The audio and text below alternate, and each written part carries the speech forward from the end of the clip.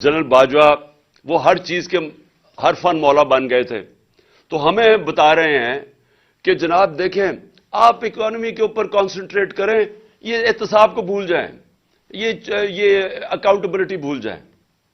ان کو یہی نہیں پتا آج تک کہ دنیا کا نقشہ اٹھا کے دیکھ لو، جن ملکوں کے اندر کلین گورننس ہے، رول آف لا ہے، وہ خوشحال ہیں، اور جن ملکوں میں یہاں این آر او دیا جاتا ہے بڑے ڈاکوؤں کو اور بیچارے چھوٹے چوروں کو پکڑا جاتا ہے، وہاں سارے ملکوں میں غربت ہے۔ رول آف لا کنیکٹڈ ہے خوشحالی کے ساتھ۔ دنیا کے اندر جدھر بھی خوشحالی آئی ہے پہلے رول آف لا آیا ہے۔ یہ ہو ہی نہیں سکتا کہ ملک میں ڈاکے مارے جائے، جو ایلیٹ ہو وہ اوپر بیٹھ کے ملک چوری کرے اور آپ سمجھے کہ ملک ترقی کر جائے گا۔ یہ کبھی نہیں ہوا، اور اگر یہ ہوتا تو یہ دونوں جو خاندان 30 سال اس ملک کے اوپر مسلط رہے ہیں تو ان کو ملک کو ٹھیک کر دینا چاہیے تھا۔ ان کے دور میں ہی تو سارے قرضے چڑھے ہیں۔ تو یہ کسی کا اگر خیال ہے، اور یہ سیلف سٹائل، کیونکہ بدقسمتی یہ ہے کہ جب آپ کے پاس اتنی پاور آ جائے جو ایک جنرل باجوہ کے پاس تھی، تو وہ سمجھتے ہیں وہ ہر فن مولا، وہ ہر چیز کے ایکسپرٹ بن جاتے ہیں۔ تو ہمیں لیکچر دیے جا رہے تھے کہ نہیں جی ان کو این آر او دے دو اور آپ صرف اکانومی پہ کانسنٹریٹ کرو۔ میں یاد ان کو کروایا کہ چائنا نے 450 وزیروں کو جیلوں میں ڈالا ہے، جو دنیا میں سب سے تیزی سے بڑھ رہی ہے اکانومی، اس کو کیا ضرورت پڑی تھی کہ 450 وزیروں کو پچھلے 7-8 سال میں جیلوں میں ڈالو؟ اس لیے رول آف لا کنیکٹڈ ہے، اور میں آپ کو یقین دلاتا ہوں کہ ہماری جو سب سے بڑی ریسورس ہے اوورسیز پاکستانی ہے۔ میرا ان سے سب سے دیر 30 سال تک رابطہ ہے۔ انہوں نے شوکت خانہ میں مدد کی، نمل یونیورسٹی میں، پی ٹی آئی کو جس کو فورن فنڈنگ کہتے ہیں، وہ اوورسیز پاکستانی مدد کرتے ہیں، وہ سب سے زیادہ جذبہ رکھتے ہیں۔ ان کی انویسٹمنٹ نہیں آتی پاکستان میں، وہ پلاٹس خرید لیتے ہیں لیکن انویسٹ نہیں کرتے انڈسٹری میں اور بزنسز میں، کیونکہ ان کو کانفیڈنس نہیں ہے، پاکستان کے انصاف کے نظام پہ کانفیڈنس نہیں ہے۔ اور میں مڈل ٹیئر انویسٹرز کی بات کر رہا ہوں، بڑے بڑے انویسٹرز نہیں۔ اور اگر ہمارے پاس 1 کروڑ میں سے میں کہتا ہوں 5 لاکھ پاکستانی بھی انویسٹ کرنا شروع کریں، آپ امیجن کریں کہ کتنی انفلو آگے ڈالرز کی ہمارے ملک میں۔ تو اس کے لیے کانٹریکٹ انفورسمنٹ چاہیے، اس کے لیے رول آف لا چاہیے، اس کے لیے ایک کانفیڈنس چاہیے ہمارے ملک کے انصاف کے نظام پہ۔ تو یہ کنیکٹڈ ہے خوشحالی سے۔ آپ نے میرے سے بار بار سوال پوچھتے ہیں جی آپ کے پاس کیا اس کا حل ہے، یہ جو آپ دلدل میں ملک پھنسا دیا؟ تو حل یہ ہے کہ پاکستان کو ایسے چلانا پڑے گا جو آج تک ہم نے نہیں چلایا۔ ہمیں وہ سٹیپس اٹھانے پڑیں گے، ہم نے کبھی رول آف لا اسٹیبلش نہیں کیا۔ مارشل لا آتا ہے تو وہ قانون توڑ کے آتا ہے، اور یہ جو 2 خاندان ہیں ان کی مجبوری ہے اداروں کو کمزور کرنا، کیونکہ یہ چوری نہیں کر سکتے۔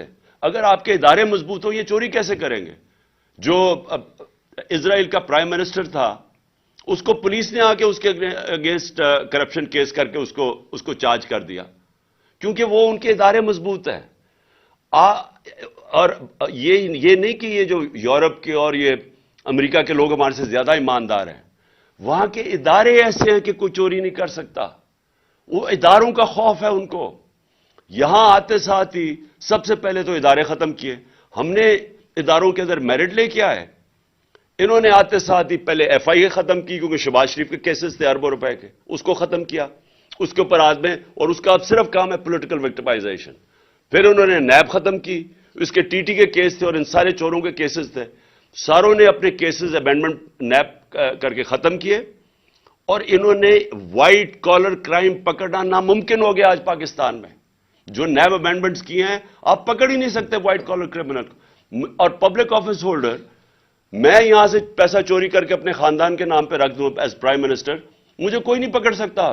میں پوچھ ہی نہیں سکتا کہ جی آپ کے بچے کس طرح اربوں پتی بن گئے ہیں، کیونکہ انہوں نے امینڈمنٹ پاس کر دی ہے۔ اوپر سے میں یہاں سے پیسہ چوری کر کے باہر بھیجوں، اور پتہ بھی چل جائے کہ میں نے باہر ایک، جس طرح اسحاق ڈار کے پورے دبئی کے اندر وہ ٹاورز ہیں $100 ملین کے، پتہ ہی نہیں چل سکتا۔ میں اگر کہوں کہ جی وہ دبئی سے انفارمیشن آ رہی ہے $100 ملین کے ٹاور ہیں، انہوں نے کہا جی باہر سے جو ایویڈنس آئے گی وہ ان ایڈمیسیبل ہے۔ یعنی کہ آپ نے لائسنس دے دیا بڑے چوروں کو۔ تو میں پھر سے کہتا ہوں rule of law second step ہے elections first, rule of law second step. تیسرا، یہ جو شوکت نے بات کی ریسٹرکچرنگ کرنی پڑے گی. یہ جو بڑے بڑے ہمارے گورنمنٹ کارپوریشنز ہیں ان کو ریسٹرکچر کرنا پڑے گا کیونکہ یہ اتنا زیادہ پیسہ اس وقت کھا رہے ہیں. پھر ہماری جو گورننس سسٹم ہے اس کو بالکل اس میں چینجز لانے پڑیں گے کیونکہ یہ بھی ایک، جب تک ہم اپنا گورننس سسٹم کو میریٹوکریسی نہ لے کے آئیں اور ساروں کو ڈائریکٹ کریں کہ نیشنل انٹرسٹ اس وقت کیا ہے، اور وہ ہے کہ ایکسپورٹس بڑھائیں اور اپنی آمدنی بڑھائیں، فیسیلیٹیٹ کریں، انویسٹرز کو کریں، یہ جو ایز آف ڈوئنگ بزنس کریں جو ہم نے بڑی کوشش کی تھی. اسمال اور میڈیم انڈسٹری وہ بیک بون ہے، اس کے لیے اتنی مشکلات پیدا کی ہوئی ہیں کہ وہ بیچارے وہ اٹھ ہی نہیں سکتے. ان کے لیے ہم نے ساری یہ جو گلوٹین کیے تھے، ہم نے جو ریگولیشنز ختم کیے تھے، ان کے لیے آسانیاں کیا وہ کرتے جا رہے تھے. جب تک ہم اسمال اور میڈیم انڈسٹری کو نہیں اٹھاتے، اور وہ بیک بون ہے امپلائمنٹ کے لیے بھی اور پھر ساری دنیا کے اندر ادھر سے ویلتھ کریشن جو کرنی ہے وہاں سے، تو اس کے لیے آسانیاں پیدا کرنے کے لیے یہ وہ سٹیپس ہیں. اور پھر میں پاکستان کا ٹورزم پوٹینشل ہے وہ ہم بدقسمتی سے وہ پھر کووڈ آ گیا تو ساری دنیا میں ٹورزم کولیپس کر گئی. ٹورزم پاکستان کا اتنا بڑا پوٹینشل ہے. اور میں نے یہاں آسٹریا سے وہ آیا ایکسپرٹ ہے ریزورٹس کا، آسٹریا میں سکینگ کے وہ ایکسپرٹس ہیں، اس نے مجھے کہا کہ پاکستان دنیا کا سکینگ کیپٹل بن سکتا ہے کیونکہ ہمارے پہاڑ بڑے اونچے ہیں تو وہاں برف بڑی دیر تک رہتی ہے. تو اس نے مجھے اور پورا پلان بنا رہے تھے کیسے سکینگ ریزورٹس. تو یہاں پاکستان میں ہمارے پاس ٹورزم کے اندر اتنا ان ٹیپ پوٹینشل ہے. سارا ہمارا جو سمندر ہے اس کے ساتھ ساتھ زبردست پوٹینشل بنا ہوا ہے. سو ٹورزم کے اوپر کیونکہ وہاں سے ڈالرز آئیں گے باہر سے، اور میں بات کر رہا ہوں کہ مڈل ایسٹ سے. جو مڈل ایسٹ ہے وہ لوگ مسلمان ملکوں میں جانا چاہیں گے ٹورزم کے لیے. اس وقت وہ جاتے ہیں آذربائیجان، لیکن جو پاکستان ہے اس میں بہت مڈل ایسٹ کے لیے بڑی اٹریکٹو پہاڑ ایسے ہیں جو بڑا انٹرسٹ تو ہم کر سکتے ہیں. تو ٹورزم کے اوپر اسپیشل زون بنانے پڑیں گے، ٹورزم زونز، اور یہاں سے ہم بہت زیادہ ڈالر انکم اپنی بڑھا سکتے ہیں. لیکن پھر اور یہ جو ہمارے اسپیشل اکنامک زونز ہیں جس کے اندر ہم انڈسٹری کی ری لوکیشن کروا سکتے ہیں چائنا سے. سو یہ فیوچر کے میں آپ کو پلانز بنا رہا ہوں. لیکن اس سب سے آخر میں دو چیزیں، الیکشنز اور رول آف لا.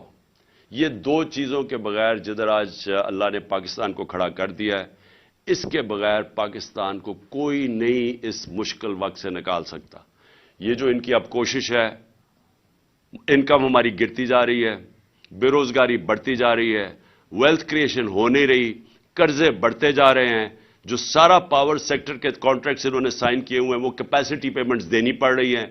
پیسہ ہے نہیں بجلی استعمال کرنے کے لیے، پیسہ ہے نہیں کہ ہم باہر سے جو امپورٹڈ فیول کے اوپر یہ پاور اسٹیشن چلانا ہے وہ ہم چلا نہیں سکتے.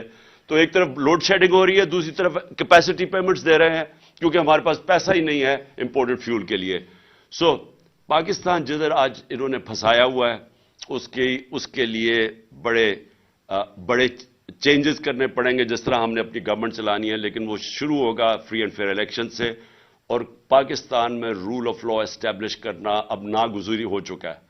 اس کے بغیر ہم اس ملک کو اب ایک آزاد، خود مختار، ساورن، ایک غیرت مند قوم ہم اب نہیں رہ سکتے. ہمیں اگر یہی طریقہ ہے کہ جی بھاگ کے جا کے پیسے مانگو کسی سے، کبھی کسی سے پیسے مانگ رہے ہیں، اپنی عزت کھو رہے ہیں، اس طرح پاکستان سروائیو نہیں کر سکتا. وہ اسحاق ڈار وہ بڑا اس کے سارے کیسز معاف کیے، ساری کرپشن کے کیسز اس کے دھوئے، اس کو ڈرائی کلین کیا، پھر NRO 2 دے کے یہاں بلایا تو وہ بھی ساری دنیا کو پتا چل گیا کہ وہ کتنے پانی میں ہے.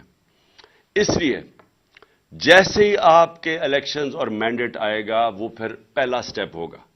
اس کے بعد سب سے امپورٹنٹ چیز پاکستان میں رول آف لا ہے. اکانومی کنیکٹڈ ہے رول آف لا کے ساتھ. یہ لوگوں کو غلط فہمی ہے کہ جناب مجھے جو